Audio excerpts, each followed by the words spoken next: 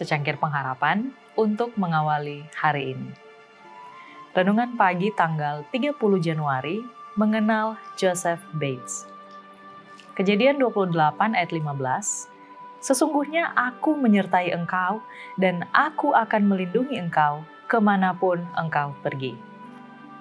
Joseph Bates adalah tokoh inti pada periode awal Gereja Masih Advent hari ke-7. Ia tidak hanya berdiri di pusat pengembangan posisi doktrin gerakan tersebut, tetapi ia akhirnya yang memperkenalkan Sabat kepada dua pendiri Gereja Masih Advent hari ke-7 lainnya. Bates, seperti yang akan kita lihat, bukan hanya pendiri utama Gereja Masih Advent hari ke-7, tetapi ia juga akan menjadi misionarisnya yang paling bersemangat. Dapat dikatakan dengan pasti bahwa tidak akan ada Gereja Masih Advent hari ke-7 seperti yang kita ketahui tanpa kepemimpinannya dalam merintis. Namun, Bates bukanlah penganut Kristen yang konsisten. Lahir di Massachusetts pada tanggal 8 Juli 1792, ia meninggalkan kepercayaan ayahnya sejak dini. Kampung halamannya menjadi pusat perburuan paus di Amerika Serikat. Siang dan malam, ia memimpikan tentang kehidupan yang penuh petualangan di laut. Ayahnya yang memiliki rencana besar untuk anak laki-laki itu, akhirnya mengizinkannya dengan harapan bahwa pelayaran akan mengobati kerinduannya. Tetapi hasil akhirnya justru sebaliknya. Pada Juni 1807, tepat sebelum ulang tahunnya yang ke-15, Joseph berlayar sebagai anak kabin dalam sebuah pelayaran ke Eropa. Pengalaman awalnya di laut seharusnya telah membuat orang yang agak pemalu ini menyerah dan menghentikan mimpinya lalu pulang ke rumah. Misalnya dalam pelayaran pulang dari Inggris. Pelaut muda itu jatuh dari salah satu tiang layar ke laut di dekat seekor hiu besar yang sedang dipancing oleh beberapa temannya.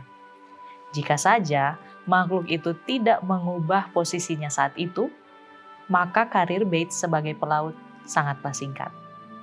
Pada musim semi tahun 1809, Bates kembali mengalami kejadian yang hampir fatal ketika kapalnya menabrak gunung es di lepas pantai Newfoundland.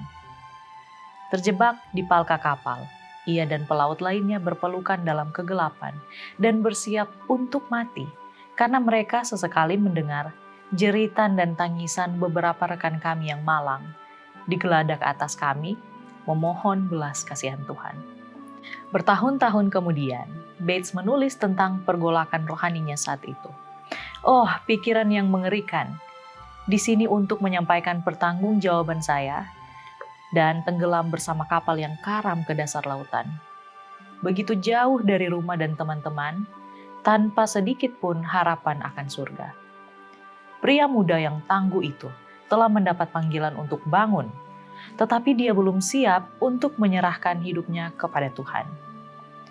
Kita dapat bersyukur bahwa Tuhan tidak menyerah.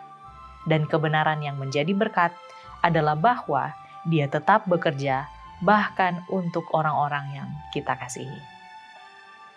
Doa kita hari ini, Tuhan, terima kasih karena Engkau tidak pernah menyerah atas kami, bahkan ketika kami menjauh dan belum siap menyerahkan hidup kami. Tolong kami untuk belajar percaya, mengikuti panggilan-Mu, dan melihat karya-Mu dalam hidup kami, maupun orang-orang yang kami kasihi. Jadikanlah kami setia kepadamu hari demi hari. Amin.